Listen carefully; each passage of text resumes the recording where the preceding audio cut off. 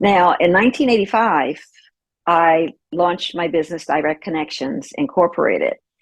And Direct Connections really was supposed to be a management consulting firm. I don't know where I got the idea. I guess really because I had worked on that IBM program working with um, the client and the people who would deliver the results of the product.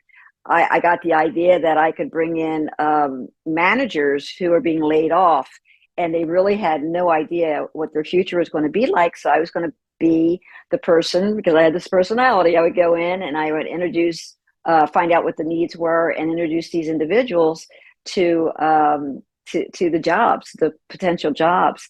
And I actually had, I believe, about 12 or 13 people signed up by the end of May. In May, as it would happen, fate would take hold. I was on a 26-week severance package, so I was getting my paycheck every other week. But on May 26th, my pay ran out. My paycheck ran out. June, my husband came back from his project. He was working up in New Hampshire on a nuclear power plant project. And when he came back, the company that was paying for the construction on the nuclear power plants decided they didn't want to do that anymore. So his whole team was fired, not laid off. They were fired. No severance, no money coming in. So here we were, a six-figure income family. We had no money coming in at all. Thank God we had a little bit of savings to help us out a little bit. Um, and within a week's time, I always say within the next day, because it just seems like I didn't have to worry about it too much.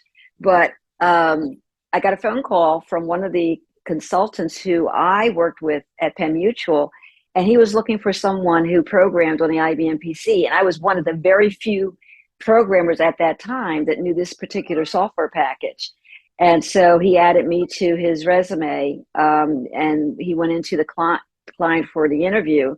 And it turned out that my expertise did the trick. We got a 2-year contract with Fidelity Bank, putting together a software package that tracked new construction development, the mortgages, the whole nine. It was just an awesome, awesome opportunity for me.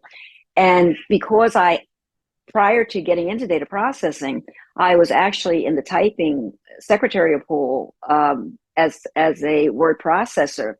And one of my clients was a legal department, so I knew about mortgages. So I had that background. It's just so funny. No, it's not funny. This is just how God works. He prepares the way. I worked for the law department as a word processor and the mortgage department. So I was familiar with the forms.